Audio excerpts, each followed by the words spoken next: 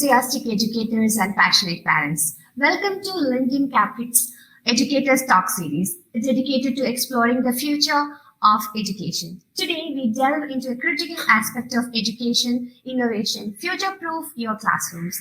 As a landscape of learning continues to evolve rapidly, it is essential to ensure that our classrooms are equipped to meet the needs of tomorrow's learners. Joining us for this insightful discussion is Dr. Swati Popat Vats, a prominent figure in early education and primary education. Dr. Vats is a global childhood expert, parenting mentor, entrepreneur, and author with over 34 years of experience. She serves as the president of Early Childhood Education Association and Association for Primary Education and Research India. And she also holds the position of president at Poda Education Network. Caprix is honored and delighted to have you here today, ma'am. And we are eager to hear your perspectives on how educators and institutions can effectively prepare and adapt their classroom for the challenging and opportunities ahead. Very good evening and welcome you, ma'am. Thank you so much. What a wonderful topic. I'm sure all educators want to know more about how to future-proof their classrooms. Yes, ma'am. So without further ado, let's explore your journey and perspectives of various aspects of education, ma'am. So, ma'am, over your 34 years long and illustrious career, you were educated and mentored countless individuals. So, as you reflected on your education journey, which teacher had the most profound impact on your life and why? My English teacher. And that also when I was both in school and college, my English teacher always used to be my favorite. I think both of them, one was a Catholic and one was a Parsi. And both of them were more connected to their students and very clear and precise in the way they would teach. So there would be no confusions. And they were very, very connected to ensure that every child understood what was being done in the classroom. They were very passionate about their subjects. And I think that is something that I have taken from them. I remember in college, my English teacher's name was Sanjana Miss. And she even, I was very naughty in college. And after class one day, she called me to her office and she said, Swati, you are very talented, but you are, you're not focused because you are always playful. You really need to also focus because you have a great future ahead of you. And I think those words changed me for life because I realized that it's time to grow up. And I think we need teachers like this who take every child seriously and who take every child as their own responsibility. So I think these teachers have had a huge impact on my life. It is great to hear, ma'am. After so many years, still you remember them. And one of the best qualities of the teacher is also you have mentioned that they have to capture the need of each child and they have to know in and out each child. That is very important. And yeah, exactly. So it is fascinating to hear about how influential educators shapes our paths in a meaningful way. Okay. So coming to the next question, ma'am, you are an inspiration for many educators and parents. So what inspired you to pursue a career in education and what keeps you motivated? So most importantly, I am an early childhood educator. So even though I have done my B.Ed or I am an MA in sociology, I have also done my law. But I have preferred to be in early childhood education. A lot of teachers I know look at moving from pre-primary to primary and then they call it promotion. There is no such thing as a promotion when you move from one level of education to another. The promotion is for the child, not for the teacher. The teacher is a teacher, whether she teaches the pre-primary, the primary, the secondary, or the senior secondary or even a college professor. They are all equal. My passion for early childhood education is because I feel we don't take that age seriously. We think it's an age just for babysitting or for time pass. We know that children need to play at that age, but we don't understand the importance of play. We don't understand that play is the engine of learning. It's what's going to lay the foundation for life for this child. So for me, early childhood education has been my passion for all the years that I have been in education. And I keep on being passionate because every teacher that you are able to inspire, every parent that you are able to change, and every smile that you see on a child's face is like a boon, is like your gift, it's like your prize, it's like your validation that yes, what you are doing is required, and that keeps you going. And I think that is what all teachers in our country need to have, that feeling of I make a difference and I am required for the future of all children. So I think that is something that keeps me going. And I'm sure that you're doing it is in the best way. You are inspiring many teachers and changing many parents, and you keep making their smile on kids. I'm sure these are the words I got it from you. Yeah, and it's like your dedication is really truly inspiring, ma'am. Thank you for your sharing your passion. The word passion I'm taking, it's very inspiring. So, next question, ma'am. So, when you have begun your career and where are we now, there is a drastic change or significant change in education. So, how do you stay informed about new trends and research in education, and how do you integrate this knowledge into your practices? So one of my favorite words is the question why. I tend to question things a lot. And I think when you ask the question why, you tend to learn a lot. You tend to read a lot. You tend to find solutions. When I started my career 34 years back, there wasn't the internet. There wasn't AI or these bots that now help you. Nothing was there. And we used to depend on books, on learning from each other, on observing, on understanding. And I feel it is very important for today's teacher and parent to be an avid reader. We do tend to read a lot on social media, but we have forgotten that everything that we read on social media is not fact. It's not true. So we need to read books. And that's why one of my passion is to write books for teachers and parents so that the right information is available for them on every aspect of child development. Because it is very, very important that if you don't keep yourself upgraded, upskilled, if you don't ask relevant questions, then what you are doing is just a copy paste. Whatever the other teacher did, you are doing a copy paste of it, and without realizing that you may be carrying forward a lot of mistakes. So, for example, in our country, rote learning is given a lot of emphasis. But if you start questioning it, how important is it?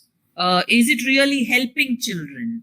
When you ask these pertinent questions, you will realize that it's not important to give it so much of importance. Rote learning is required for certain subjects or for certain matter when you have to remember a lot of material. But rote learning as education is not a good concept, because if I don't know what I am learning, then I haven't created a learner, a knowledgeable person. I have just created a Xerox machine. So it is very, very important for us to understand that teachers, parents, all of them need to be avid readers.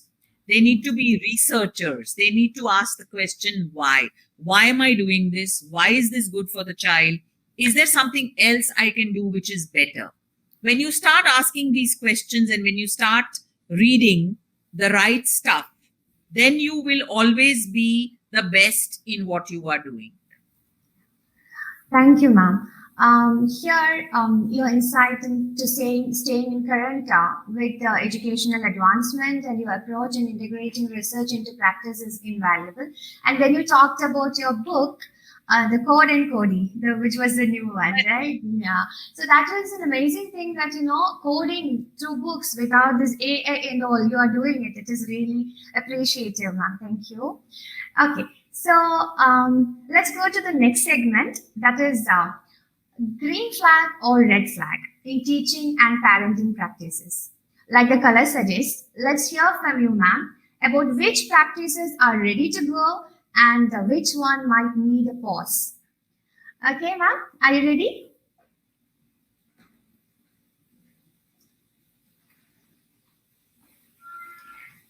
Okay. Okay. Still, many of the parents tend to focus on marks and comparing marks. So let's delve into an important aspect of assessment: mark-based assessment versus competency-based or skill-based assessment. So it is very important to understand that when you have a report card, children are not an accident to be reported. You have to understand their progress, because your role as a teacher is to contribute to that progress. And if you are not able to assess them on particular skills, for example, if you are in a report card, you say reading A grade or reading 80% marks. But what is reading? Reading has certain elements in it. So which of these elements am I good at? Which of these elements do I need help with?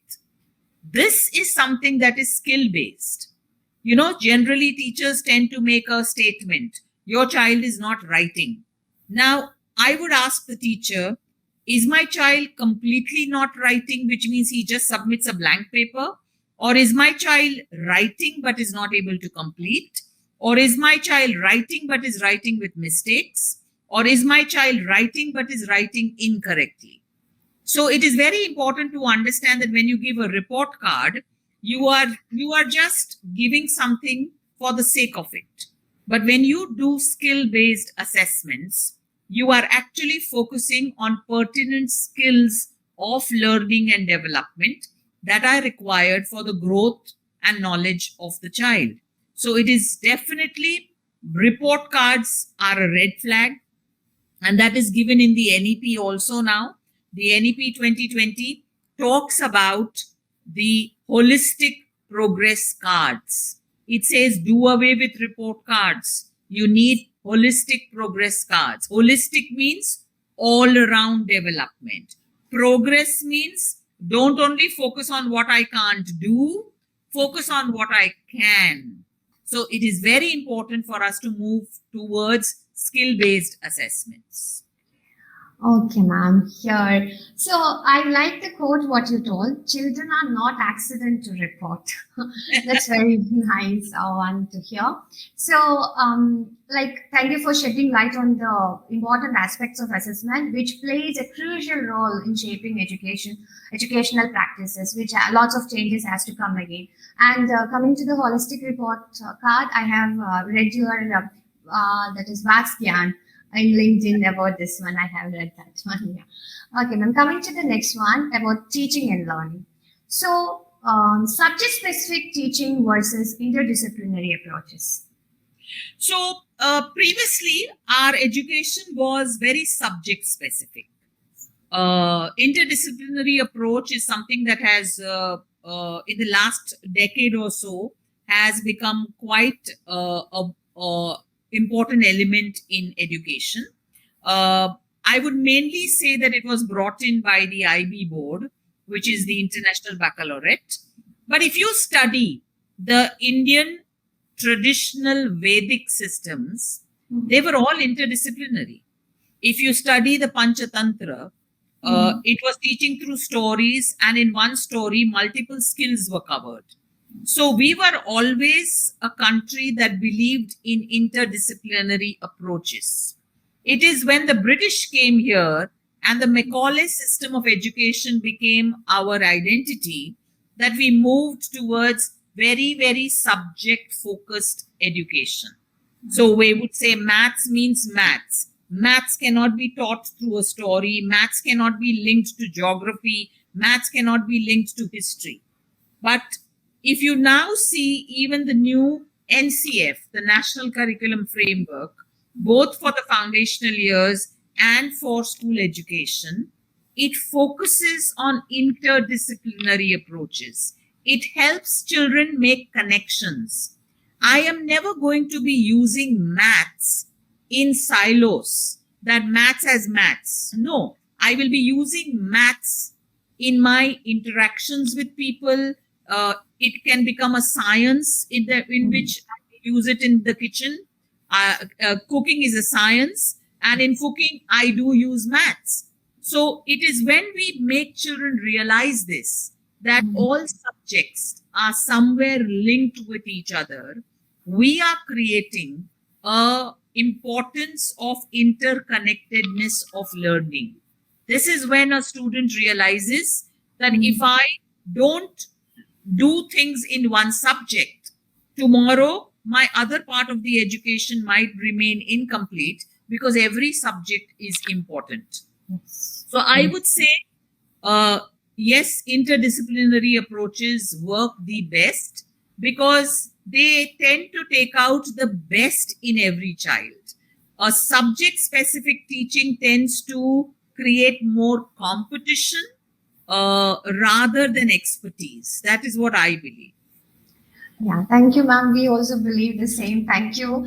And like you told, this one, we Indians, most of the time, we export the best things and later we import, like that IB here. So, like the education system. So, we say that in abroad, the education system is very good. In India, it's not good. But we were following it, but somebody came and changed everything. So thank you for the insight also.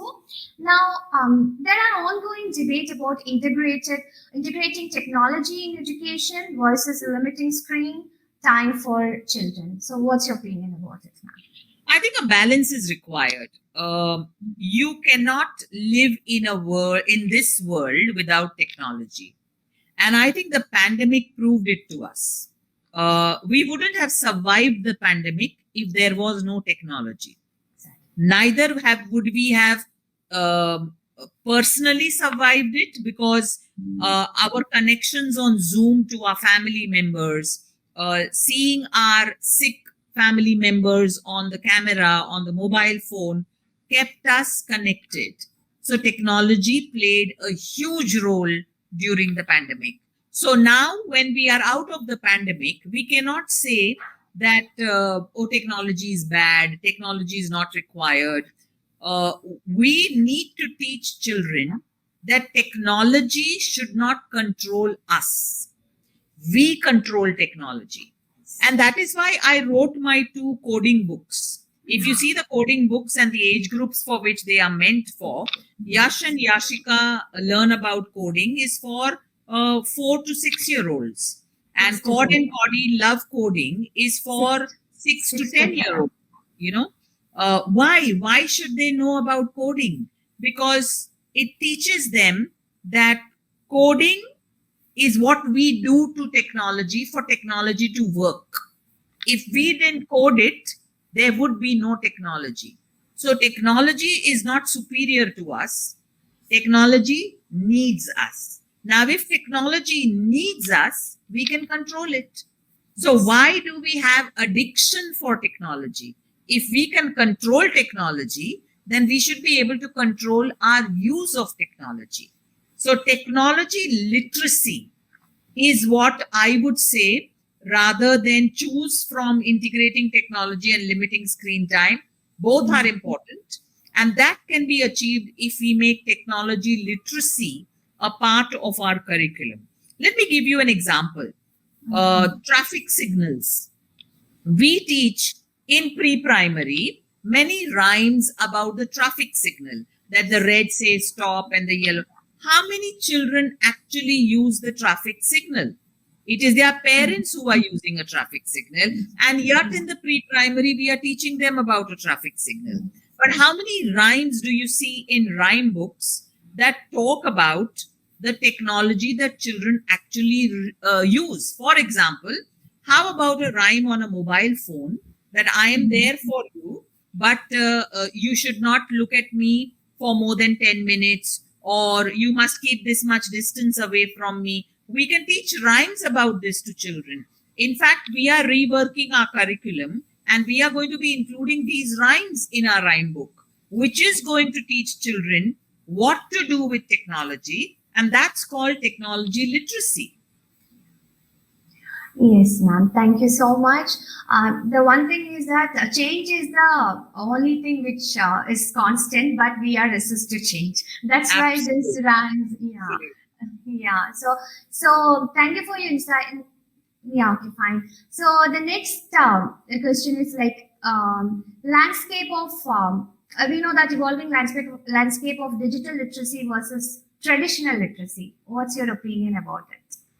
So, if you mean by traditional literacy, this obsession that we have about making children write all the time, or the obsession that we have that my child must read, whether he understands what he's reading or not bothered, but he must read.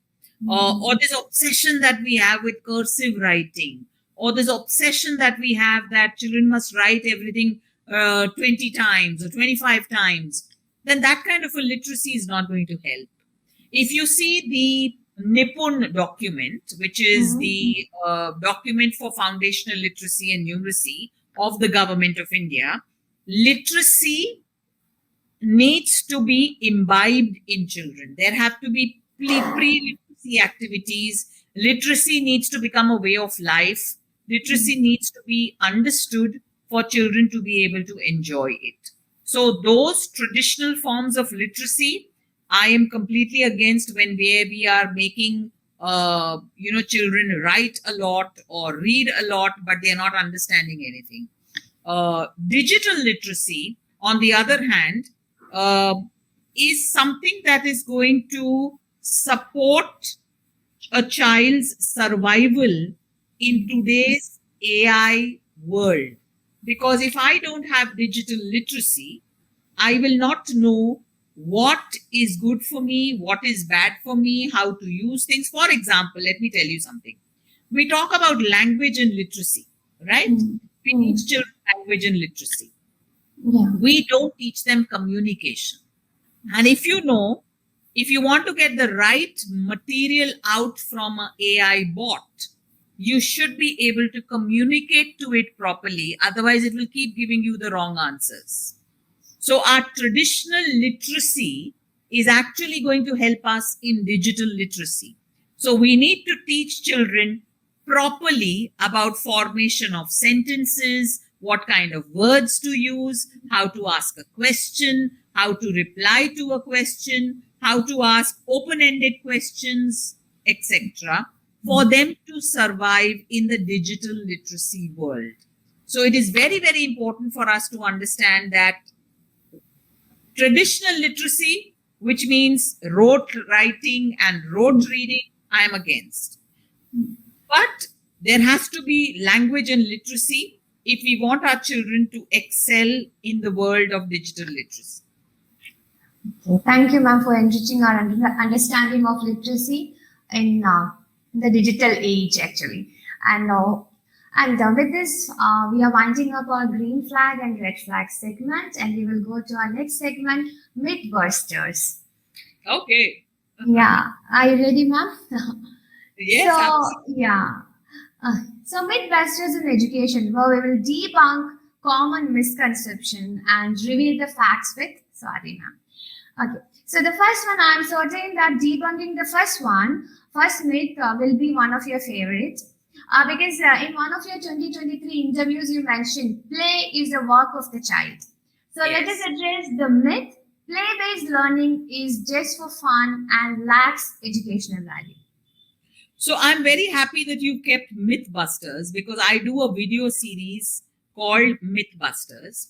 And this is something that I'm glad that you brought up this topic, because most parents feel that if my child is going to just play in preschool, then why do I need to send my child? My child can play at home.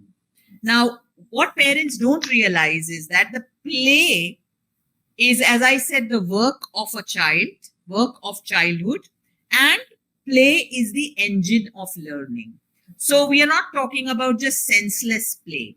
We're talking about engaging children through play into understanding important, necessary learning like literacy, numeracy, science, etc. So when play or games is used, now why is this used? Why should play be there? And it's very important to understand that the right side of the brain develops first in children. And the right side of the brain only learns through games, stories, and songs, which means it learns through play. And the right side of the brain is in charge of long-term memory. So when you say play is useless, play lacks educational value, you are not realizing that play actually contributes to the right brain development, and play actually helps your child's learning go into long-term memory. So play is not useless, play is not frivolous, play is the foundation of all learning. Yeah, I remember this one also you were saying in that interview, ma'am. Yeah. Thank you, ma'am, for illuminating the misconception of that the play-based learning lacks educational value. So going to the second one, ma'am, we confront another prevalent myth, that is there are no career advancement opportunities for early years educators. So what's your opinion about it, ma'am? Let me bust this myth, because once you are a teacher, you need to grow to be a supervisor. You know, after you've had a few years of teaching in a classroom, you can become a supervisor of a certain number of classes. You can become a headmistress of the pre-primary. You can join a publishing company as an early childhood content creator. You can join many other professions. Nowadays, children work in advertisements, children work in films, and they require people who have knowledge of child development to understand what kind of a action or language should a child of this age use. So you are not just limited to a classroom. The knowledge that you gain as an early childhood educator can be used in so many different fields. It is just that, sadly, the girls or the women who join as early childhood teachers, 80% of them join only as a time pass. They are joining it because they are waiting to get married, or they join it because they are waiting to have a child, or they join it because their father or husband don't allow them to work in other professions because they find this the safest profession, or they join it because there are a lot of holidays. So the wrong people are joining the profession. And that's why the profession does not have the respect that it should have. We need qualified, committed, passionate early childhood educators who look at it as a career, not as a time pass. It has to become a career choice for women, because it offers so much. And you know, a lot of teachers grumble that, ma'am, salaries are very low. Now these both things are very tied up, that the wrong people are coming, they are leaving, you know, so people feel why to pay them. And that's why the salaries are low. Now, because the salaries are low, the right people don't come into the profession. So if we want to bring about change in this profession, we need to ensure that the right people choose this as a career. They want to grow. A lot of times, even in my own teams, when I ask a teacher that you've taught now for 7 years in a classroom, why don't you want to grow in your career? Nahi ma'am, theek hai, wo fir bahut kaam ho jayega. You won't hear a corporate woman saying this. A corporate woman will say, I want that promotion. I will do what I can to get that promotion. So we need the right people in this field who look at it as a challenge, who look at it as a career opportunity, who want to grow. And when these kind of people come into the field, there are endless career advancement opportunities available. It's just that the right people are not looking in the right place. Yes. Thank you, ma'am. I had another question. Actually, you answered that one also. Like, teaching is normally considered as a very noble profession, but still, Yes. many of the countries it is underpaid. So the reason you already told is because the teachers are not active. That was my another question. When I was, you are not answering means I would have asked that one. You answered that as well because before I asked. So this is like a myth, and you have unveiled many things. Like this the teaching is not only the one which is career for the early childhood educators. There are lots of opportunities. And as you Absolutely. told, yeah, and as you told, when we captains go for the teachers training, the first question we ask like, how many of you choose this as a career? Very few raise their hand. Adding to Absolutely. your point, some of them will join us as their child is now going to school and they wanted to Ah, engage till the time the child come back, so they joined as it. So like this absolutely. one, yeah. So as you told, right passion, right person, and right place, you will be the career is there. Thank you so much, ma'am. So coming to the next myth, we are addressing a prevalent belief that children shouldn't start school too early. That is a notion in place, the sentiment, let the kids be kids, suggesting they are not ready to learn at this early age. So we would love to hear your insights, ma'am. I would urge people to read about the work of Robert Owen. Robert Owen started infant schools Mm-hmm. in England, and then there was Frederick Frobel in Germany who started kindergartens. Yes. Now, infant school and kindergarten. Any age children would go into an infant school. Now, why did he call it a school? School for us means, oh, reading, writing, school, formal. School is actually a Latin word, and the meaning of which is leisure. So you are actually sending a child there for leisure. You're sending the child there for fun. You're sending the child there to play. But we made it into school. School means learning. School means writing. School means books. So we have not, that's what I say. People don't read up on how these things came about in the world. Kindergarten, when Frederick Frobel, who's called the father of kindergarten, started these schools for young children, they were called kindergarten, which means child's garden. And inspired from him, Montessori started the Casa Bambini, which means children's house. So it is very, very important to understand all these people started these. Why? They started these because children were not getting the right attention or activities at home. They were getting forgotten because adults are very busy, and then keep them busy, they would give them work. So child labor would start. Mothers were not able to go out and work because I have to look after my child. So for many of these reasons, infant schools and kindergartens were started, that at least these children for a few hours in the day would be able to go and spend time at a place which would have the right toys, which would have the right activities, and which would have the right people who would be able to talk to them, communicate with them, sing to them, be with them. What is wrong in that? But then we started preschools. And preschool means as soon as the child comes in, he has to hold a pencil, write, read. Those kind of schools are bad. So when we say children shouldn't start school too early, it is children shouldn't start schooling too early.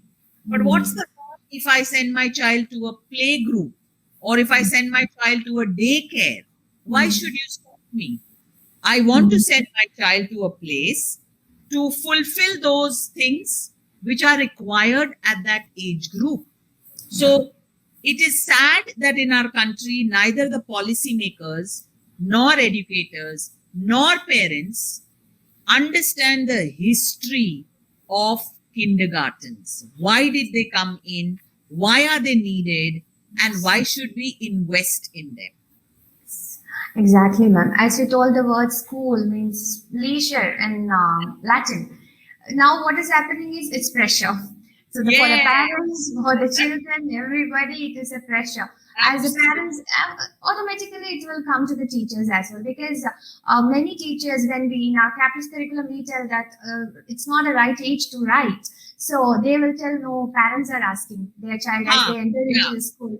So educating parents is one of very the important. most, yeah, And why exactly. are you, as a school, listening to a parent? Would a Yes, doctor listen to the patient, or the patient listen exactly. to the doctor? So Yes. you need to, this it is for this reason also that parents are not respecting schools, because Exactly. schools are doing whatever they want to get the admission. Yes, yes, Schools exactly. have to actually convince the parent, this is wrong Mm, for your child, and I am yeah, a school, I will not do it to your child. exactly. That Exactly. is the level of ethics that needs to come into school. Yes, exactly. Hope in future everything will be on place I now. hope so. Yeah, hope we can hope only. Yeah. Okay. So coming to the next one, there is another belief always suggests that digital tools can compensate for physical limitations in educational environment.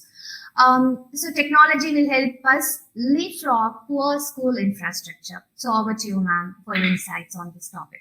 So there are two aspects in your question. Hmm. Uh, Technology does help you when you have certain areas of learning where you are struggling with. Yes. For Hmm. example, children with dyslexia, or Hmm. children with autism. Yeah. Sometimes it helps them to use different kinds of technology. Hmm. They show better performance when they learn it with technology Hmm. rather than when they learn it with a human. Yeah. So that kind of assistive technology Hmm. is very important. Definitely. Uh, we are now hearing about, after the pandemic, Hmm. about something called hybrid schools. Yes. Hybrid schools means schools that are investing in a part physical infrastructure and a part digital Hmm. infrastructure. Hmm. Because, as I said, the balance of both is required if we are preparing children for the future. So, if you actually want to future proof your classrooms or Hmm. future Hmm. proof your curriculum, you Yeah. will need to have technology Yeah. to help children navigate a lot of things in learning, and to help Hmm. teachers Yeah. focus on their main goal. Hmm. See, a Hmm. teacher's job is not to create curriculum. A Hmm. teacher's job is not to create learning aids. A Hmm. teacher's job is to ensure that her children are understanding. Hmm. She has to observe where I can help a child more. How is this child performing? That is a core teacher's job, because she's a mentor. She is supposed to mentor the children. So it is very important for us to understand that technology needs to be used correctly. And Hmm. I would say it definitely helps us to ensure a better learning experience and a Hmm. better teaching experience Hmm. for schools. Another place where technology needs to be used strongly by schools is for Hmm. their open houses. You know, you have open house where parents are called to the school and parents are told about their child's performance. Now, I call these meetings speed dating, Okay. because 10 minutes each teacher has with a parent, and then the teacher says, now your time is up, now I have another parent waiting for me. So it's like a speed dating, no? I mean, Yeah. what did I gain? I took a leave from my office, I Hmm. met you, and all you were able to give me was just 10 minutes.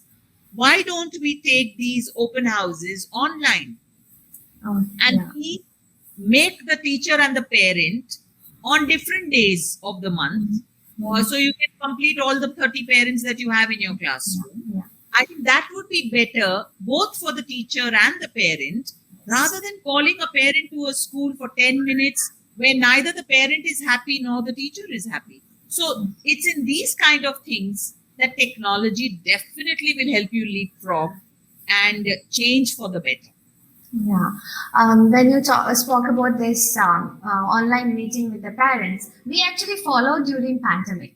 We are the Yes, pioneers in all kind of techniques which we use, but we forgot to continue, or we want this just 10 absolutely. minutes as you told speed dating, maybe because of that. But this is a very insightful one.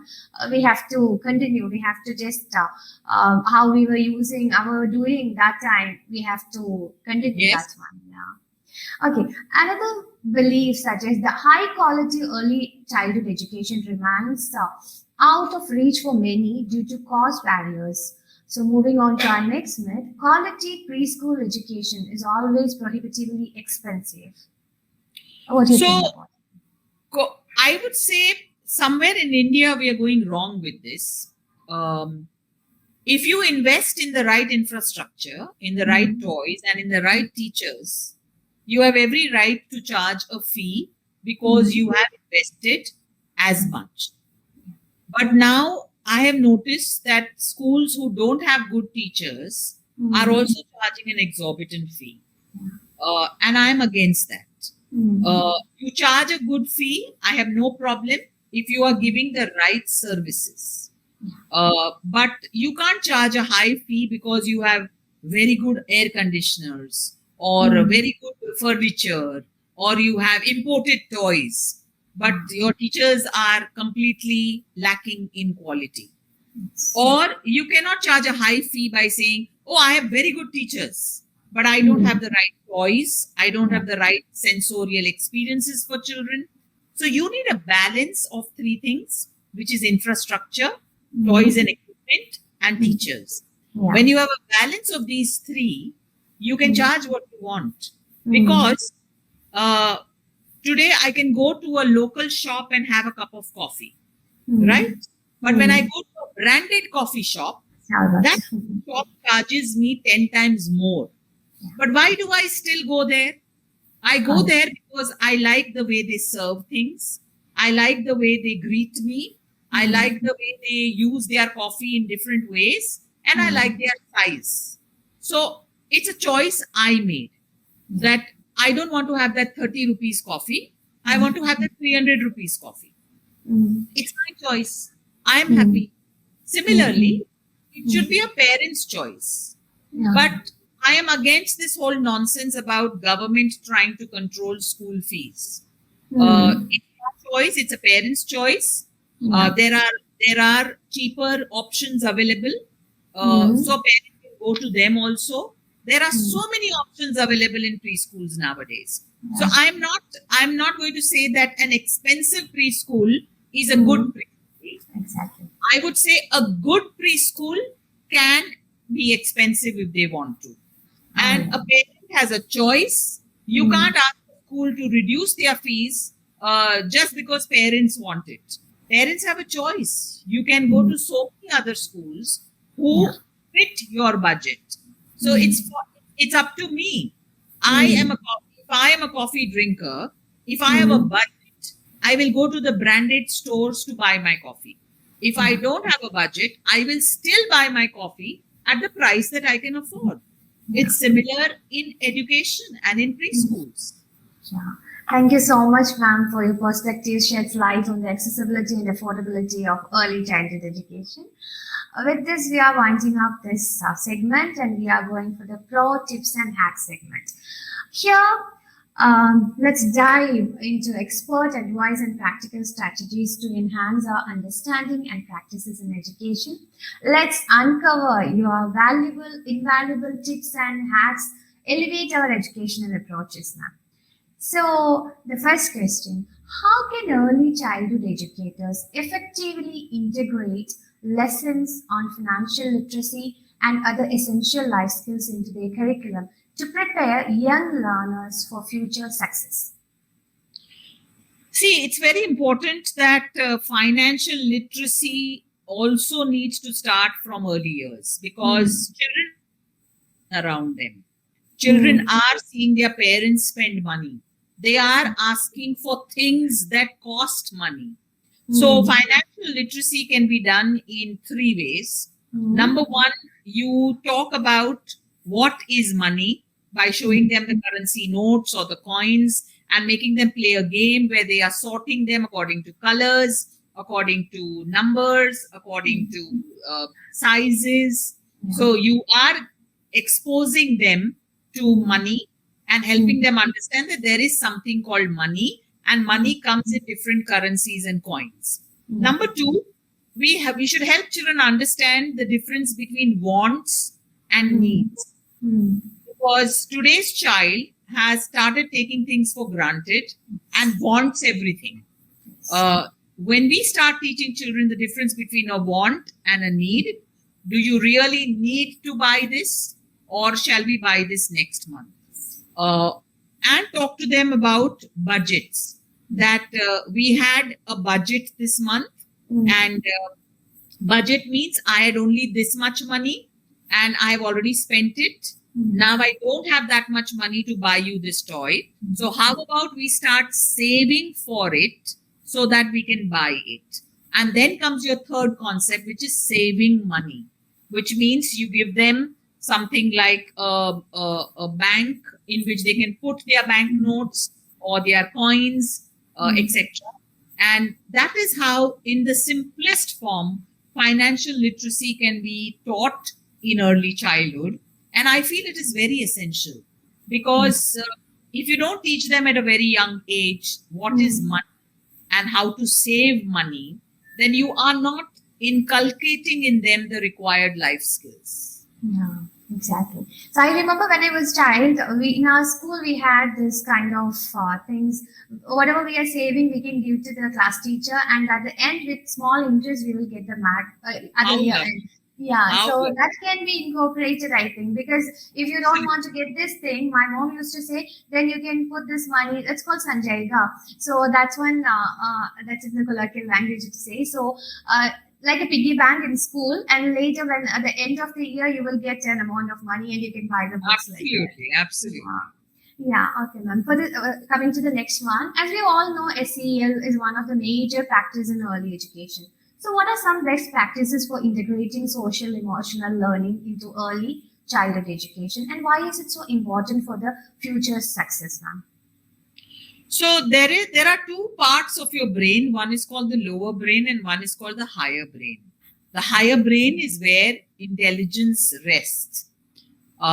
Humans are supposed to be intelligent. Humans are supposed to be thinkers, logical thinkers, doers. But this higher brain is controlled by the lower brain. And lower brain is your emotion center.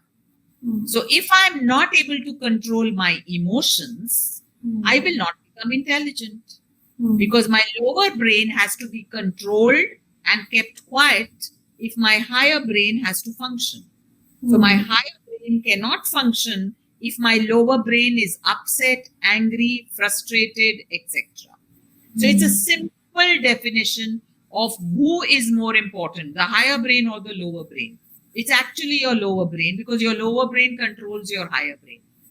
So it is very, very important to understand that if you don't teach children two things. One is emotional labeling, which means help them identify, what am I feeling? I am feeling angry. For example, when one child hits another child, we say, stop hitting. No, we have this child that I know you are feeling angry, but hitting is not the right way to show anger.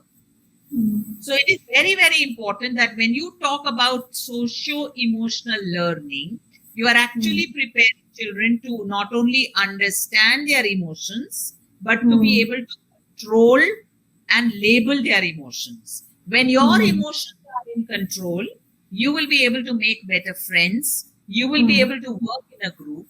If you are not in control of your emotions, people will not like you. People will not like to play with you.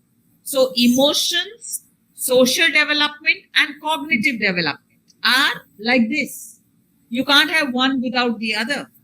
And sadly, schools focus very little on socio-emotional learning, because they are so focused on academic learning, writing, reading, and in fact, they bring more stress in the child, because of this academic learning. You are forcing a child to write. The child is not ready to write. So the child gets upset. When I am upset, my lower brain is activated. When my lower brain is activated, my higher brain won't be able to do anything. So it's such a simple concept, but schools and parents are not understanding it. But if you will see the countries which are doing well when it comes to education or on the PISA exams, it is countries that have invested in socio-emotional learning because they have understood that socio-emotional learning is the foundation for all intelligence. When you were talking about this, I remember in your words, Gyan, that is building brain compatible classrooms, right? Yeah, and you were discussed about toxic stress. About the left side, right side. I think they were talking about the shame and anger. All those things are boredom is another stress. Yeah, exactly. Yeah, so I remember that. I would like to quote on that as well. So thank you, ma'am, for your insight and about this. Now coming to the next one. We know that assessment plays a pivotal role in education by providing insight to student understanding and skills. What are some innovative assessment methods that schools can adopt to better measure students' understanding and skills for future-ready context? So I feel the portfolio method is one of the best methods. A portfolio means you are keeping a copy of the child's work throughout the year. You are observing the child on particular developmental domains and you are filing it all in a portfolio. So when you look at that portfolio, you are able to see the growth of the child. You are able to see where you should be helping the child, where the child needs more support, etc. Where assessment is concerned, I would like people to read up on the zone of proximal development developed by Lev Vygotsky. I have recently co-authored a book with Dr. Swaroop Sampath Rawal. It's called Once Upon a Child, and it's all about the Vygotsky method. And Vygotsky, for me, is the father of assessment.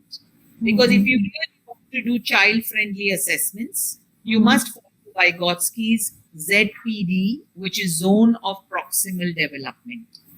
The NEP has adapted Vygotsky's ZPD, and in the NEP, it is called Gradual Release of Responsibility, GRR.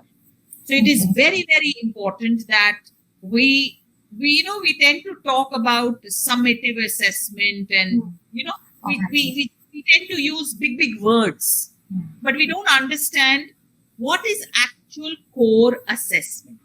Very simply by Vygotsky, when he says zone of proximal development, he says this is point A, this is where the child is, and the child is not able to do something. This is point B, this is where you want the child to be. Now, this part between this and this is called the zone of proximal development.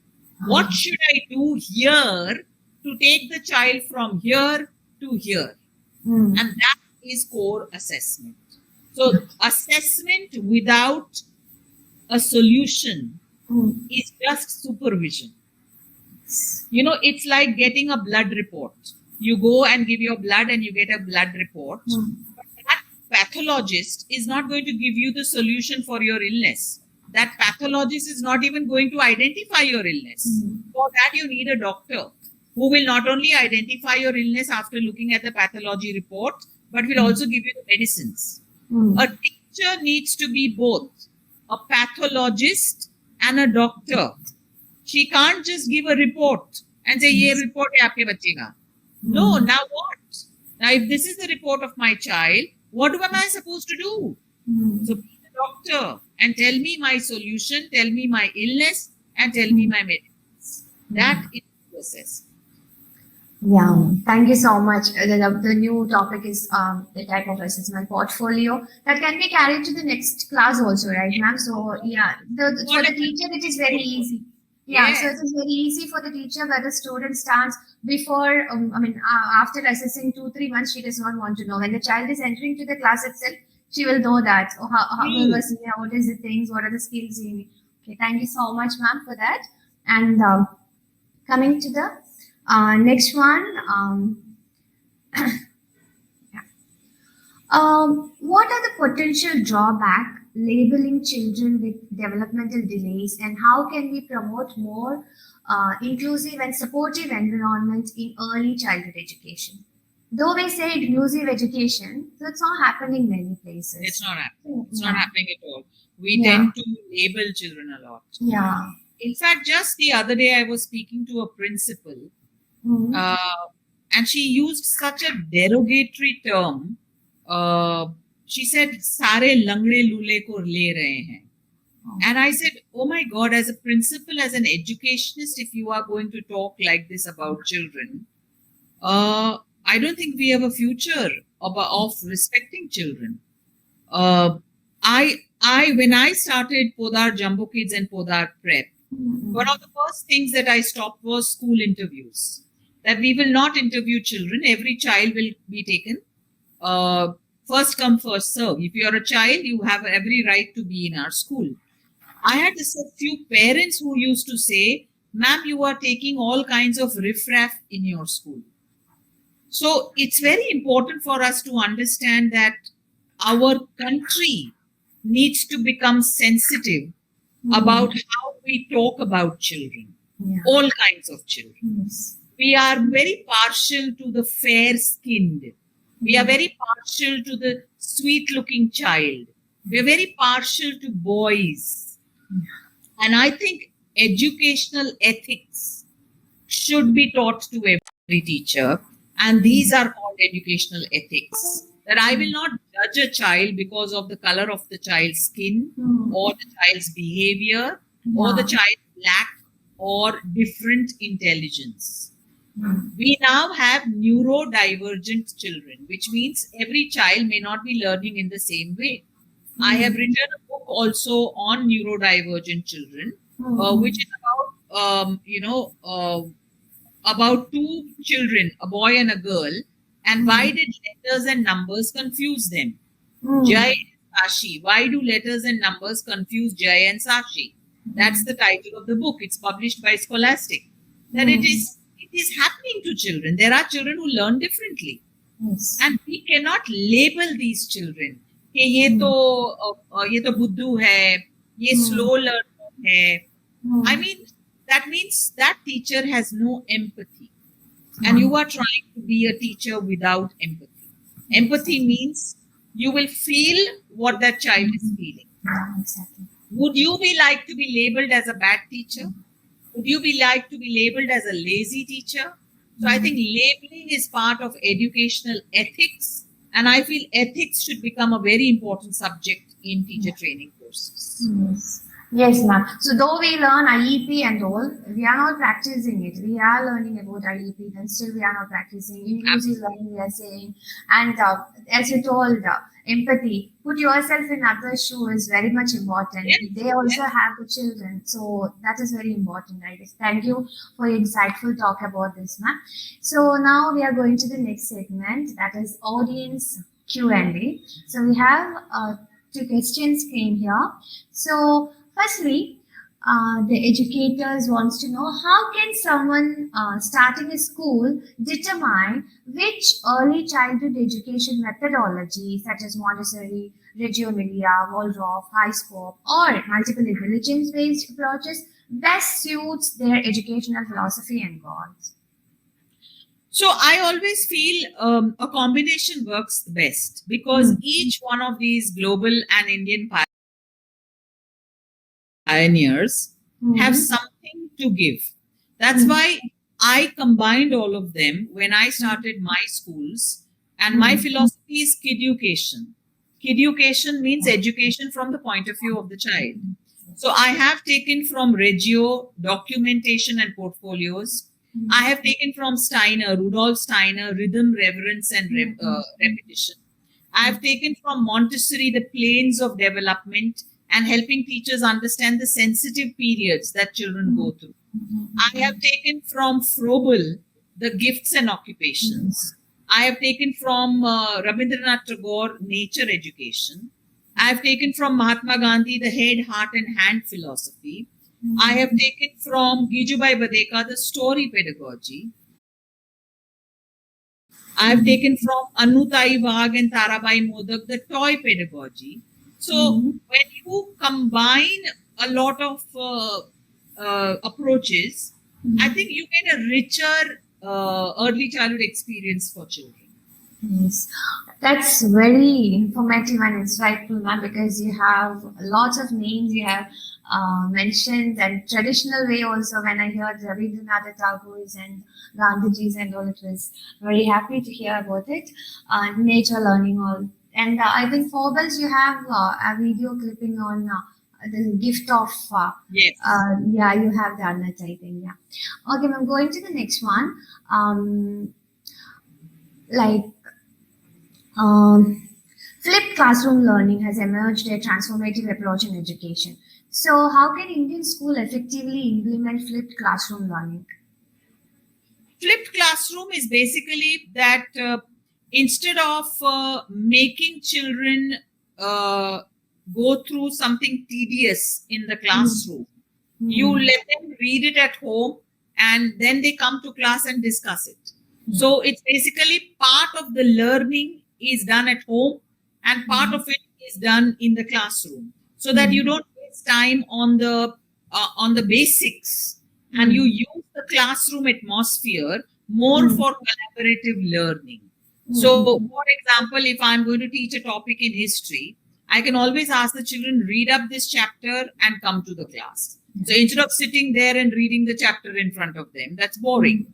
So each child will read it in their way. Then I come and I discuss it with them, and I will do a project with them to take it forward. I will also ask them two very important questions. What do you know about this topic? And what do you want to know about this topic? Because that would define what would my lesson plans be made of. Because if they already know a lot, there's no point in me trying to teach them. And I would rather base my lesson plans on what would they like to learn. So a flipped classroom concept works best in these kind of a scenario where the boring stuff or the repetitive stuff is not being done in the classroom. You're using the home environment. So basically you're moving away from classwork and homework. You're completely flipping what the home used to do and what the class used to do. Yes, exactly. So, the teachers have to be very happy that their working has reduced when they are doing the flip learning, but they're scared to do it. How it will go? How the children are very awesome to do all these things, but we have to try on that. So, thank I you. think as Indians, we are very afraid of change. Yes, that's why I told before, like change is only constant things, but I would ask all teachers, please read up on Carol Dweck's growth mindset, because we all need to have a growth mindset. Change is nothing but a growth mindset. Yes, ma'am. Thank you for your invaluable insights and expertise in implementing flipped classroom learning.